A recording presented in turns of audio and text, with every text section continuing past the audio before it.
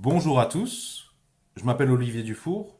J'ai été suffisamment intéressé par les sciences, on va dire, pour aller jusqu'à valider un doctorat, plutôt en écologie, en pratique à moitié écologie, à moitié traitement du signal, à moitié informatique. Oui, je sais que ça fait 1,5. Bienvenue, vous êtes arrivé dans un épisode d'une série sur la thématique corrélation-causalité. Dans les épisodes précédents dont je vous invite à prendre connaissance, notamment si vous voulez connaître les arguments historiques les plus tangibles des affirmations que je vais tenir et qui à mon avis vont un petit peu vous bousculer, eh bien je vous les mettrai ces épisodes précédents dans la description sous la vidéo. Premièrement, la causalité, c'est pas un concept scientifique. Donc, je pense qu'il y en a plusieurs qui sont pas au courant et que ça bouscule un peu. La phrase corrélation n'est pas causalité est assez débile. La phrase, hein, j'ai pas dit les gens qui disent. Hein. Troisièmement, c'était pas très compliqué pour quiconque s'intéresse, farfouille le sujet, de s'apercevoir que le sujet de la causalité sent mauvais. Et que corrélation n'est pas causalité, c'est assez suspect comme phrase.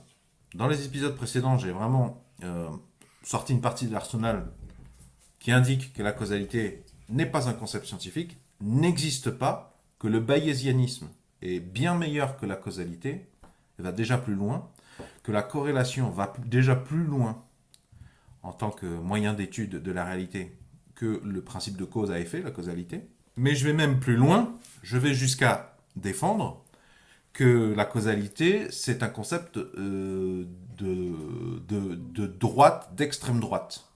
C'est un levier de manipulation, puisque nous sommes des êtres humains qui communiquons par le verbe. C'est un levier, c'est un piège, comme le paradis, comme la morale, comme les licornes, comme l'enfer. La causalité est un énième poison en lien avec l'extrême droite pour manipuler les gens et obtenir surtout les populations et obtenir qu'ils aillent plutôt dans telle direction. Alors vous allez me dire, oui, alors faudrait peut-être qu'on définisse ce que c'est que la gauche et la droite. Moi, mon point de vue, c'est quand il est impossible de définir la moindre chose en langage, que vous parliez français du 21e siècle, français du 19e siècle, anglais de l'époque que vous voulez, que vous parliez espagnol, mandarin, les langues humaines sont trop polysémitiques, sont trop imprécises, sont trop redondantes pour définir le moindre concept. Impossible de définir un concept sans avoir énormément de recoupements et de non-clarté par rapport à d'autres concepts. Impossible de définir quelque chose sans inclure dans la définition autre chose qu'il faut définir. C'est sans fin. Et je considère que c'est même évident parce que je ne suis pas si vieux que ça. Et je crois que c'était au collège, on avait les cours de cette cochonnerie qu'on appelle la philosophie. Je ne vois pas ce qu'il y a. Enfin, j'espère que c'est bien clair qu'il est impossible de définir quoi que ce soit par le verbe. C'est pour ça qu'on utilise les mathématiques, vu que c'est un truc qu'on retrouve chez la totalité des gens qui nous sont présentés comme des philosophes. Donc, excusez-moi, mais je ne vais pas trop approfondir là-dessus, parce que c'est un truc que Kant a écrit, Hume également, Aristote, enfin là, Aristote, on va encore plus loin. C'est une banalité, ce que je viens de dire. Il est impossible de définir la moindre chose par le langage. Hein. C'est pour ça qu'on écrit en maths. Et que, à la limite, ce serait mieux de définir des choses par les mathématiques. Et quand on fait cet effort, de la même façon qu'on se rend compte que nos idées, des fois, sont nulles à chier parce qu'on les écrit, et déjà, ça fait un premier filtre. Et bien, dans un deuxième temps, quand on écrit non pas en français, en anglais, en espagnol, mais en mathématiques, on se rend compte qu'il y a plein de choses qui sont une large fumisterie, notamment la causalité. Mais pour la différence entre la gauche et la droite, comme je dis, c'est quand même un concept de droite, extrême droite. Il va bien falloir que je propose quelque chose. Eh bien, il y a le youtubeur Tzitzimit. Alors pourquoi je le cite lui? Eh bien, il a proposé une définition de la gauche et de la droite. Il a fait un épisode assez rapide dédié à ce sujet. Il n'y en a pas tellement, des youtubeurs francophones qui ont fait quelque chose là-dessus. Surtout qu'il a un profil, il a l'air de bien mieux maîtriser des penseurs comme Gramsci, plein de penseurs communistes, parce qu'il y a plein de courants au communisme, et anarchiques. Il est bien meilleur que moi dans ce domaine. Pourquoi pas prendre sa définition. Sa définition, c'est, dit vulgairement, la droite, c'est les enculés de défense, et la gauche, c'est les enculés d'attaque. Non, c'est pas ça qu'il dit. Je suis pas sûr que cette simplification soit constructive. Non, en fait, il disait, la droite, c'est la justification de l'ordre établi. En fait, la droite, c'est ceux qui font partie de ceux qui sont en place, qui ont l'argent, le pouvoir, qui vont donc sortir par le verbe, encore une fois, tout un tas de justifications, la plupart du temps foireuses, pour justifier qu'ils ont plus que les autres. Et donc la gauche, c'est plutôt les gens qui essayent de casser l'ordre établi, qui n'ont pas besoin de le justifier. Et je trouve ça intéressant, vu que même si c'est pas la même chose, on peut faire un lien avec un épisode, un extrait que je vous mettrai dans la description également, la définition de la différence entre la gauche et la droite par l'abbé Pierre, Henri Drouet. Lui avait pris un exemple lié avec son expérience de vie, parce que à l'abbé Pierre, ce qui le préoccupait en priorité, c'était les gens qui dormaient dans la rue ou dans une grande précarité, dormaient dehors. Il disait la différence entre la gauche et la droite. Eh bien, les gens de gauche, c'est ceux qui considèrent que cette affaire de personnes qui dorment dehors, qui sont trop pauvres, eh bien, ça doit être géré par ce qu'on va appeler l'État, qui est une espèce de regroupement de pouvoir désigné par les Français, on va dire les travailleurs français, et qui doit gérer automatiquement, que ça doit faire partie des tâches dont il doit s'occuper, de redistribuer ou de dépenser une partie de ce que les Français ont donné, hein, de tout ce qu'ils ont donné, pas tout, une partie de ces moyens, de ce pouvoir, pour améliorer un minimum, enfin selon des critères à déterminer, résoudre le problème des gens qui n'ont pas de toit, ou trop peu de ressources. Ça, c'est la gauche. On considère que c'est l'État qui doit s'en occuper, une forme de réflexion collective. Et la droite, eh bien, la droite pense différemment, ce serait défendre que c'est à chacun de donner en fonction de ce qu'il a envie, de son propre chef, qui ressemble un peu à de l'anarchisme par certains côtés, de chacun selon ses moyens, je ne sais plus comment ils disent, les anarchistes. Mais du coup, voilà, de droite, tu vas dire non, c'est pas tout le monde qui paye des impôts et on prend une partie des impôts pour résoudre le problème des mal logés. C'est ceux qui peuvent et qui veulent, donnent du pognon quand ils veulent, quand ils peuvent. Voilà. Et donc, dans la droite, tu vas trouver ceux que l'abbé Pierre appelle les salopards, qui eux ne veulent rien donner du tout et donc vont plutôt se servir de discours de droite, de justification de l'ordre établi, pour dire non mais venez pas vous foutre votre nez dans ma comptabilité, ça ne regarde pas combien je gagne, de toute façon on donne ce qu'on a envie, donc ça ne vous regarde pas, ni vous ni l'État. C'est ça la droite.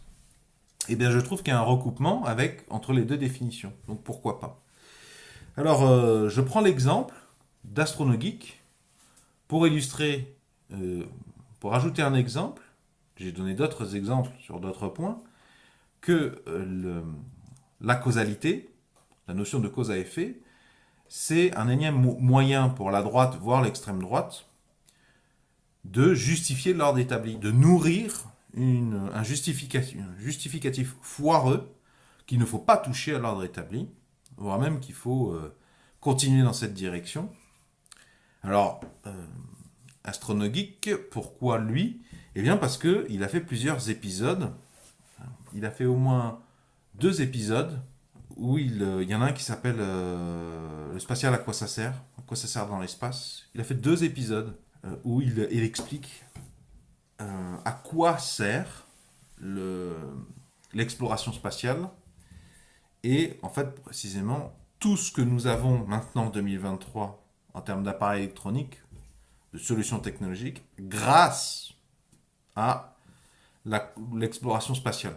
Je vais pas aller. Je pense que conquête spatiale, c'est pas complètement faux, mais c'est un peu ambitieux. Grâce à Astronogeek, nous explique tout ce que nous avons maintenant grâce à l'exploration spatiale. Alors, je précise que je ne suis pas forcément en désaccord. Je ne fais pas cette vidéo pour dire non, Astronogeek il a tort, on devrait mettre moins de pognon là-dedans, dans l'exploration spatiale. Non, je me porte en porte-à-faux, je prends l'exemple d'Astronogeek, je trouve que c'est particulièrement parlant, c'est cette utilisation par Astronogeek du lien de cause à effet, ce sophisme jamais défini dans la littérature scientifique, hein, rendez-vous compte. Hein. Brave et Pearson n'ont pas défini ce que c'était que la causalité. Je pense qu'ils sont même allés plus loin, moi, en proposant la corrélation. Einstein n'est pas arrivé à définir ce que c'est que la causalité. Alors, peut-être que ça vous choque, vous ne voyez pas le lien entre causalité et Einstein. Ben, oui, mais Einstein a révolutionné notre manière de comprendre la gravité. Mais la gravité, on pourrait dire que c'est une des principales forces, ou en tout cas la plus visible, celle de l'œil d'un être humain, force qui met les masses en mouvement. Alors après, Einstein nous a dit, non mais en fait, on voit du mouvement, mais c'est une géodésique. Il n'y a pas de mouvement en fait. C'est nous les humains qui sommes trop bêtes. C'est une ligne droite, mais dans un espace déformé. Je vous renvoie vers les vidéos d'Alessandro Roussel. Alessandro Roussel sur les géodésiques et ses représentations 3D très sympathiques. Voilà, Niels Bohr n'est pas arrivé, Nikola Tesla pas davantage. Thomas Bay, c'est Thomas son prénom. Thomas Bay, il a proposé formule de probabilité conditionnelle, formule de Bay. Ben, je trouve, moi, hein, la manière dont je comprends la formule de Bay, elle va déjà plus loin que la formule de la causalité. À la différence qu'elle parle de probabilité d'événement et pas de production d'un événement, tout simplement. Bradford Hill, un nom qui revient souvent, en 1965, a essayé de définir la causalité, il s'est ramassé. Son propre éditeur l'a renié discrètement en 2015 dans la personne de Richard Wakeford. Et Fisher, donc qui vient plutôt après, les outils de Fisher, les tests statistiques, pour la faire courte, les analyses de corrélation, sont aussi une destruction. Le fait que les outils statistiques, les tests de significativité, les tests de statistiques soient autant solides, de plus en plus solides en 2023, qu'ils aient pris autant d'importance, c'est autant de rejet de la causalité. Fisher était un grand ennemi de la causalité, au sens Bradford-Hillien du terme. Mais AstronoGeek, qui est prompt à nous expliquer qui est un cas social et qui ne l'est pas, qui réfléchit correctement et qui n'est pas d'accord avec lui prétend maîtriser suffisamment la causalité pour lui faire dire ce qu'il est en train de lui faire dire. D'ailleurs, là, vous remarquerez, à propos d'AstronoGeek, là, je vais citer un adage que j'aime bien. C'est Marc Bloch, un historien français, et avait écrit la phrase, si je ne dis pas d'erreur, « Il ne faut pas confondre les causes et les motifs ». C'est très d'actualité. Vous avez vu, par exemple, avec la guerre, l'invasion de l'Ukraine par la Russie, Vladimir Poutine et toute sa clique de pourris déballent tout un tissu de justification, de justificatif, avec un écho sur certaines chaînes YouTube françaises, surtout celles qui ne connaissent pas le sujet. Et ce sont les motifs, ce sont les prétextes. Voilà. Et donc c'est du verbe, c'est pratique parce que une fois que le camp d'en face s'est exténué à démontrer que c'était pas possible, c'était faux, c'est pas grave, je sors un autre motif de mon chapeau, c'est du verbe, c'est du mensonge. Donc des motifs, on peut en sortir. Et donc là, AstronoGeek, lui, il est dans le motif, il est dans la motivation. Il a la motivation de défendre qu'il faut continuer à mettre autant de pognon, sinon plus, dans l'exploration spatiale, vu que AstronoGeek fait partie des gens qui se désolent dans des vidéos YouTube du fait, notamment, plus ou moins directement, nous n'avons jamais retrouvé les budgets qui ont été mis dans les années 70 dans l'exploration spatiale, notamment par le gouvernement américain. Mais donc, ce que je vous disais, voilà un exemple.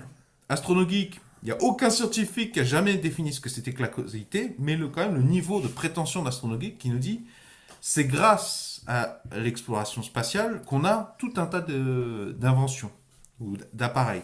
D'ailleurs, il n'aborde pas le sujet, mais Jim Buson, pour ceux qui le connaissent, je vous mettrai son profil dans la description sur la vidéo, j'ai eu l'honneur de travailler avec cette personne, il m'avait expliqué la différence entre une invention et une innovation. Je vous y ai fait un épisode, un petit rappel sur la différence entre l'innovation et l'invention. AstronoGeek et le livre dont il s'est servi pour faire ces deux vidéos-là. Il n'y a pas vraiment... AstronoGeek n'a pas du tout abordé le sujet de la différence entre l'innovation et l'invention. Bon, je vais être gentil, je vais dire que quand on creuse le sujet, la différence entre une invention et une innovation, je ne vais pas le répéter ici de manière à faire des vues à ma ancienne vidéo sur la différence entre innovation et invention. Mais plus on la creuse, plus on la voit floue, en fait. Donc, je vais dire, c'est pas grave.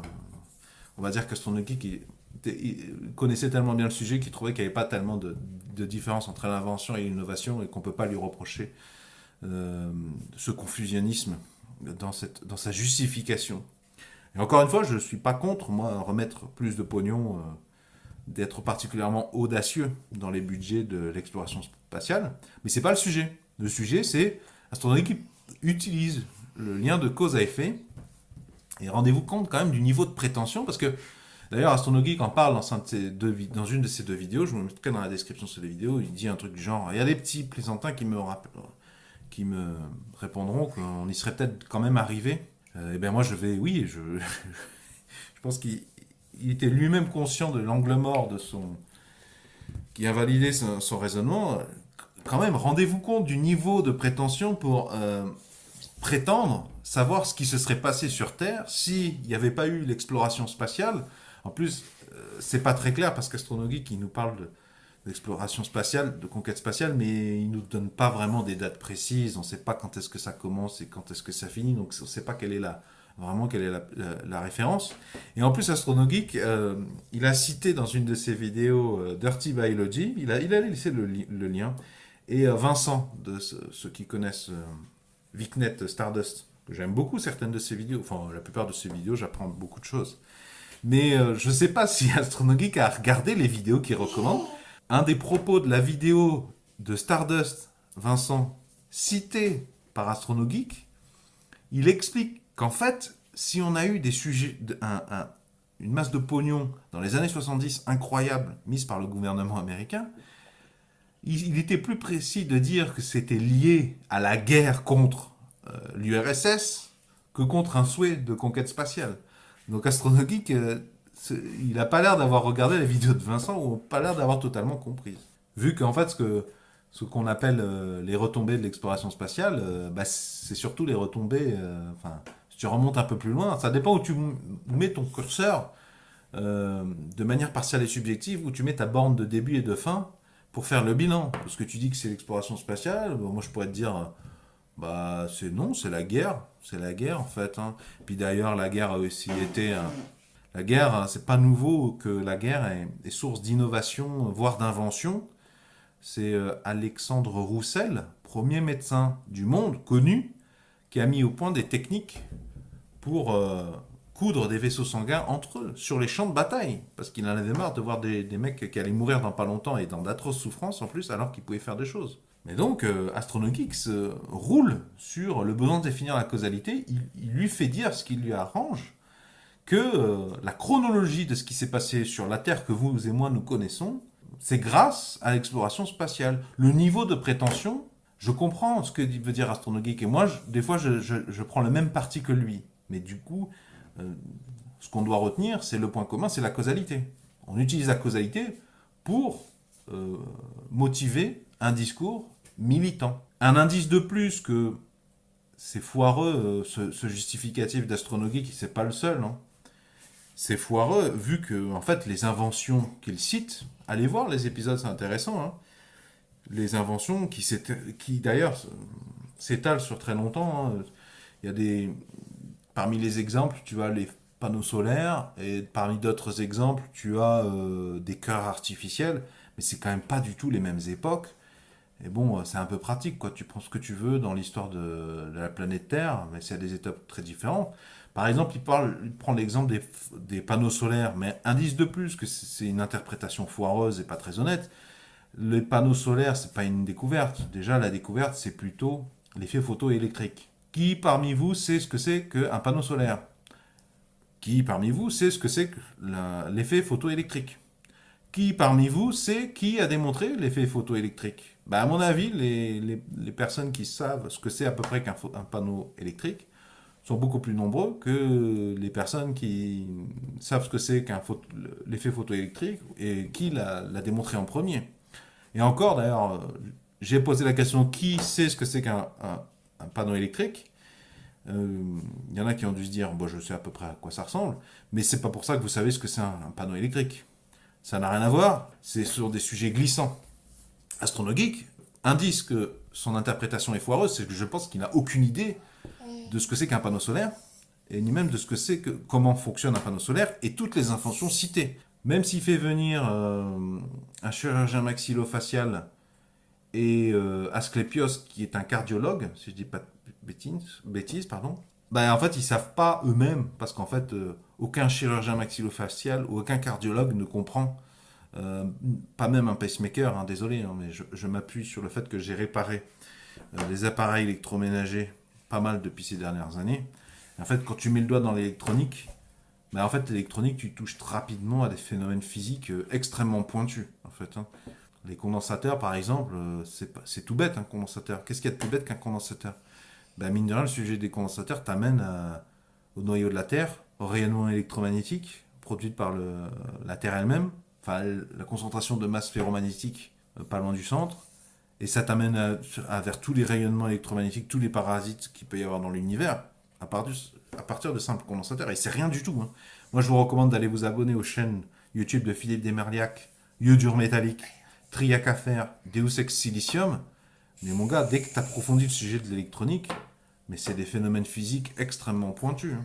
Tu trouves que les épisodes de Hugo Lisoire sur les ondes gravitationnelles, c'est compliqué? Ah mais mon gars, demande à Philippe Desmerliac de te parler des transformateurs haute tension, de comment fonctionne un four à micro-ondes. Je te garantis que je trouve ça beaucoup plus simple, les vidéos des frères Lisoire, hein, que j'aime beaucoup, hein. Donc Astronomie, par exemple, prend l'exemple des panneaux solaires. Mais ça veut rien dire, panneau solaire. Parce qu'un panneau solaire, tu n'as pas de régulateur derrière, régulateur de tension. Non, parce que pour ceux qui ne savent pas, un panneau solaire, ça produit une tension, une différence de potentiel. Déjà, qui sait ce que c'est qu'une différence de potentiel? Excusez-moi, c'est pas si simple que ça, hein, je trouve, hein, en fait, hein. Plus tu abordes le sujet électronique, plus tu te creuses. Qu'est-ce que c'est que la différence de potentiel? Qu'est-ce que c'est que la résistance? Est-il possible de penser l'un sans l'autre? Réponse, je ne pense pas. Un panneau solaire, si tu veux, produit une différence de potentiel, mais qui varie. Alors, on a besoin de ce qu'on appelle un régulateur. Mais il existe plein de technologies différentes et probablement la plupart des technologies qui n'ont pas encore été trouvées ou pas encore commercialisées et qui sont très importantes parce qu'il y a déjà une perte de rendement quand tu utilises les premiers prix, régulateurs premier prix, les PWM, légèrement, enfin, moins premier prix mais plus important, c'est les régulateurs MPPT. Et c'est pas fini parce que les régulateurs, ils s'occupent juste de faire converger la tension de sortie. Il prend la tension variable courant continu, hein, sens du courant continu, il la stabilise. Ensuite, il faut stocker l'énergie. Et généralement, dans une batterie, mais le mot batterie, ça ne veut rien dire en fait, hein. La plupart d'entre vous ne savent pas comment fonctionne une simple batterie de démarrage au plomb. Et c'est pas votre faute, vu qu'il a fallu plus de 100 ans pour que les théories d'Albert Einstein, par exemple, enfin la relativité, soient appliquées à des choses aussi simples et répandues que les batteries de démarrage au plomb. Et en fait, à ma connaissance, je vous mettrai un article qui parle de ça, les effets relativistes sur un truc aussi répandu et connu qu'une batterie au plomb de démarrage pour bagnole. Mais en fait, les fabricants n'utilisent pas encore. On est en 2023, hein. Ça a plus de 100 ans les travaux d'Einstein, hein. Ce qu'on pourrait gagner en termes de performance sur les batteries de démarrage grâce à la maîtrise des effets relativistes. Les effets relativistes, c'est des effets un peu particuliers qui ont lieu quand on a des trucs dans les appareils électroménagers qui voyagent à des vitesses qui commencent à être suffisamment proches de la vitesse de la lumière, la célérité. Donc en fait, par exemple, AstronoGeek dit panneau solaire, mais panneau solaire, ça ne veut rien dire. Et je vais faire le lien ici entre AstronoGeek et Jean-Marc Jancovici. J'ai déjà fait plusieurs debunkers sur Jean-Marc Jancovici, mais Jancovici est un grand fan également de la causalité, si vous suivez ces dires. Par exemple, pour son agenda politique, pour aiguiller, pour influencer son auditoire dans tel sens, la marotte de Jancovici, c'est de dire, voyez, en 2023, pour faire tourner telle machine, avec telle quantité de vêtements, machine à laver le linge, tel menu, l'ADEME dit que c'est tant de wattheures. Bon. Alors si t'es pas, si t'es pas attentif, tu te laisses savoir par ce qu'il veut dire. Il dit donc, relation de cause à effet, pour laver ses vêtements, il faut telle quantité d'énergie. C'est faux, c'est complètement faux, c'est un appel. Il utilise le concept de causalité pour nous berner, là où le bayésianisme et la corrélation, c'est-à-dire Bay ou Brave Pearson te disent, bah non, ta consommation en water dépend de tout un tas de contraintes. Par exemple, la plupart des lave-linges qui sont vendus en France, le moteur qui fait tourner, hein, le lave-linge, hein, un des principaux principal, un des principaux postes d'appel d'intensité de courant. En général, c'est un moteur standard qui peut soit fonctionner en 250 volts, soit fonctionner en 12 volts, courant continu. Soit en 250 volts alternatif, soit en 12 volts, courant continu. Mais il sort d'où ces 12 volts et ces 250 volts? Mais c'est pas des obligations physiques, c'est juste par rapport à l'histoire de France. Aux États-Unis, c'est quand même pas très loin, hein, excusez-moi, hein. On parle de physique quand même, on parle de causalité.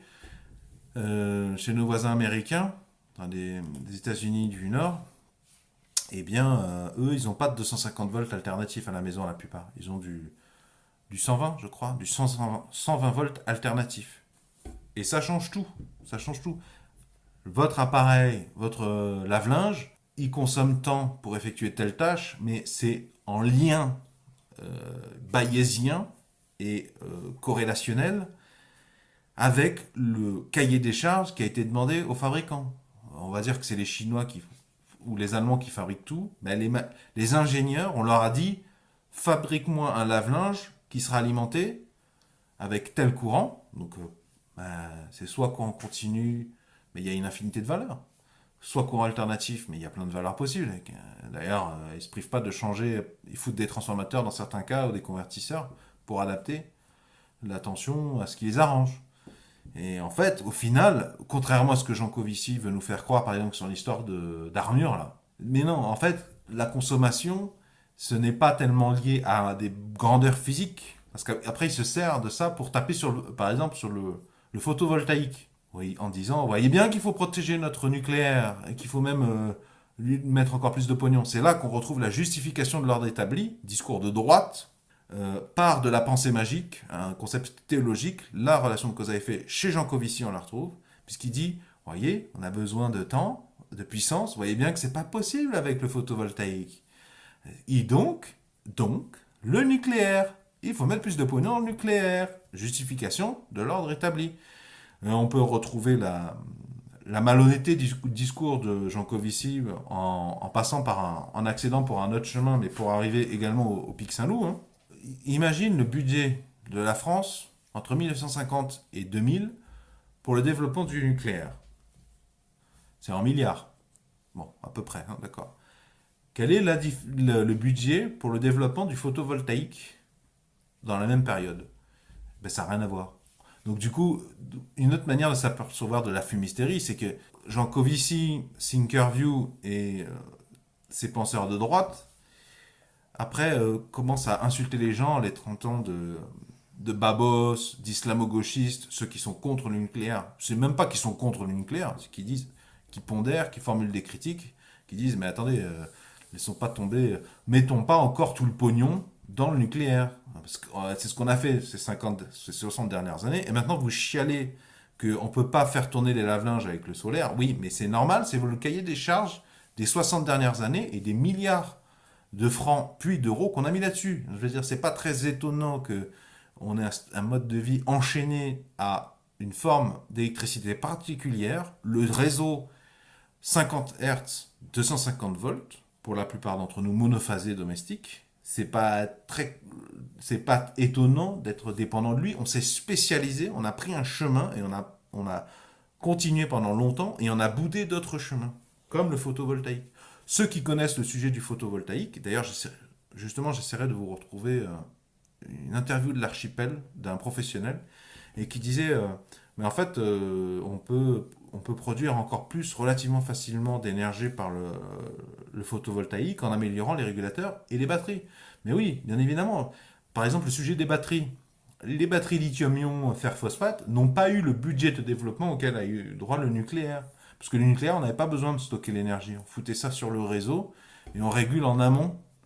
Donc oui, on n'a pas les batteries. Oui, c'est normal, on n'a pas mis les budgets, les développements. Donc c'est assez malhonnête, c'est très très malhonnête de comparer, d'opposer le nucléaire au photovoltaïque, de lui faire dire ce que Jean Covici lui fait dire, et on retrouve une justification de l'ordre établi, avec même des désignations xénophobes des gens qui sont contre ça. Il y a eu un débat sur la chaîne de Vincent Lapierre entre un pro-nucléaire, ça veut rien dire donc je mets entre guillemets, et un anti-nucléaire, qui est en fait le pro-nucléaire qui connaît pas vraiment le sujet, et qui, comme Jean Covici Thinkerview s'imagine que les opposants au nucléaire, ce sont des babos déconnectés de la réalité. Et je le dis poliment, mais il suffit d'aller voir les commentaires sur les chaînes de Jean Covici et de Thinkerview pour voir comment sont désignés par quels mots les personnes qui émettent quelques critiques constructives sur le sujet nucléaire. Et je disais, l'anti-nucléaire, il n'est pas anti-nucléaire, mais il a fait une thèse et il maîtrise très bien le sujet et il a des arguments qui sont intéressants. Je vous mettrai cette émission, qui sont précis.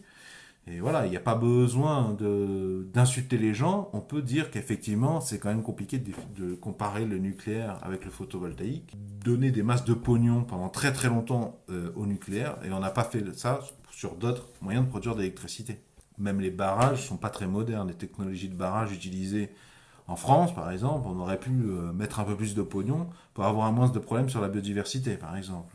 On vient de voir comment AstronoGeek ou Jean Covici instrumentalise un concept magique rattaché à aucune observation scientifique, aucune description tangible, le lien de cause à effet, le problème la puissance du lien de cause à effet, c'est que celui qui prétend maîtriser la causalité, le lien de cause à effet, eh bien, il a le pouvoir d'interpréter les données. Là, on parle des données historiques. Enfin, deux exemples de données historiques légèrement différentes entre AstronoGeek et Arnaud Thierry. Et il peut refaire le match, en fait. Hein. Alors que qui sait ce qui se serait passé sur Terre. D'ailleurs, j'ai envie de dire que les informations qu'AstronoGeek donne le contredisent lui-même, vu que, en fin de compte, je le disais, Vincent a démontré que le budget astronomique de la NASA des années 70 c'était lié à une guerre contre un ennemi qui avait l'air au moins aussi puissant, l'URSS. Et même maintenant, les youtubeurs d'astronomie, AstronoGeek et toute l'équipe, je pense à Vincent, je pense au frère Lisoire, je pense au Petit Journal de l'Espace. En fait, on en est à espérer que effectivement la Chine et l'Inde deviennent également des superpuissances pour retomber dans un climat de guerre froide et de guerre des étoiles. Ce qui revient à dire un petit peu, je trouve, l'opposé de ce que disait AstronoGeek. AstronoGeek essayait de nous convaincre que le spatial c'est bon pour la médecine, par exemple, les innovations et les inventions en médecine, et finalement, peut-être que non, vu que précisément les budgets se sont effondrés quand on a arrêté de faire la guerre. Ce qui voudrait dire que finalement, dans une planète Terre où on réfléchirait, on s'organiserait un peu avec moins de guerre, peut-être plus remettre la médecine au centre de la société, la résolution de problèmes de vieillissement et de la mort, donner plus de place à la médecine, ce qui serait proportionnel ou égal à dire peut-être avoir plus de moyens pour empêcher des guerres. Et oui, ils existent, hein, notamment le communisme, hein, désolé. Hein. On peut voir le Bitcoin également, les chaînes de blocs par exemple, comme des moyens de diminuer considérablement la puissance de certaines superpuissances. Et je ne vais pas vous faire l'affront de vous rappeler en quoi le dollar est une arme, et en quoi le dollar permet également une industrie militaro-industrielle. Si vous dites que l'exploration spatiale a amené plein d'innovations et d'inventions avec des applications médicales, et que cette période était liée à la guerre, eh bien vous dites aussi que finalement, non, nous sommes sur une planète Terre qui optimise mal son innovation et son invention médicale, vu qu'elle est dépendante du phénomène de guerre. Elle est dépendante des budgets de guerre. AstronoGeek, Vincent et d'autres vulgarisateurs, justement, leur œuvre montre que chronologiquement, les motifs de l'exploration spatiale n'était pas du tout transhumaniste. Vous l'aurez compris, le sujet de cette vidéo, c'était pas tellement AstronoGeek ou Jean Covici, mais plutôt la causalité et comment c'est un levier de manipulation. J'aimerais, s'il vous plaît, même si je trouve qu'effectivement Arnaud Thierry tient régulièrement des propos essentialistes et donc d'une certaine manière racistes ou xénophobes ou discriminants, qu'il n'est pas le seul d'ailleurs dans les youtubeurs et dans les youtubeurs qu'il fréquente, et qu'on le voit le plus récurremment dans ses vidéos. C'était pas le sujet de la vidéo, et c'est pas tellement pour ça que je l'ai pris dans cette vidéo. Je l'ai pris surtout parce que ça fait partie je pense, des youtubeurs français qui parlent d'astronomie de temps en temps et de science, un des plus connus, et c'est une des personnes qui a le plus milité pour défendre par la causalité que dépenser des masses de pognon dans la conquête spatiale, c'est bien et qu'il faut continuer, voire même l'amplifier. Je suis d'accord avec l'idée que Arnaud Thierry tient des propos problématiques très régulièrement. J'ai pas fait cette vidéo pour m'engager là-dessus. S'il vous plaît, ne vous servez pas de cette vidéo pour alimenter des choses négatives qui ont lieu. À la limite, nous avons trouvé dans la causalité un marqueur supplémentaire qui fait écho à ce que nous a doté Umberto Eco. Souvenez-vous, Umberto Eco, dans les 14 points, je crois, pour reconnaître le fasciste, il y a simplification de la pensée complexe, hostilité à la méthode scientifique. La causalité est une forme de simplification des probabilités conditionnelles et de la corrélation. Donc retenons-en quelque chose de constructif. Je souhaiterais que cette vidéo ne devienne pas une justification à du harcèlement, à des guerres stériles sur Twitter. Si vous avez de l'énergie, si je vous propose, pour ceux qui vont pas trop bien, au lieu de la gaspiller en combat plutôt vain sur Twitter, si vous voulez dépenser votre énergie, moi j'ai un projet à vous soumettre, le problème de résolution de la mort, sur une chaîne qui s'appelle Comment devenir immortel. Je vous invite à aller l'écouter si vous voulez nous rejoindre dans le combat. Nous avons besoin de bras. Ne vous inquiétez pas, un jour vous serez probablement juge, tiré au sort par la cour d'assises de votre coin de France. D'ici là, économisez votre salive parce que tout ce que vous avez dit sur les réseaux sociaux, tous les jugements à l'emporte-pièce, vous les prendrez dans la FIF. Grand retour de manivelle. J'ai été juge en cour d'assises. C'est pas pour ça que ce que je dis c'est vrai, mais je vous garantis que le jour où vous devrez juger quelqu'un et examiner l'ensemble des parties, un maximum d'indices, vous regretterez tous les jugements que vous aurez produits publiquement, alors qu'en fait vous ne savez rien en lien avec le secret de l'instruction. La justice française concentre maximum d'informations, elle les met à disposition des juges dans l'espace temporel d'une cour, avec une liste de personnes qui sont entre 20 et 30. Ne vous inquiétez pas, ce temps se viendra, et vous verrez, c'est très dur de juger véritablement pour de vrai quelqu'un. C'est beaucoup, beaucoup plus facile que les jugements à l'emporte-pièce sur les réseaux sociaux, publiquement, ou même pendant les repas de famille. Je vous invite à consulter la description sous la vidéo, parce que c'est là que je mets les sources. Si vous avez apprécié ce sujet, est-ce que vous pouvez mettre un pouce vers le haut, s'il vous plaît? Est-ce que vous pouvez mettre un j'aime? Si vous aimez les sujets scientifiques, je vous invite à vous abonner à la présente chaîne YouTube. Vont s'afficher à l'écran un rond et un rectangle. Le rond, vous cliquez dessus, ça vous abonne gratuitement à la présente chaîne YouTube. Quant au rectangle, c'est une vidéo que je vous recommande en rapport avec le présent sujet.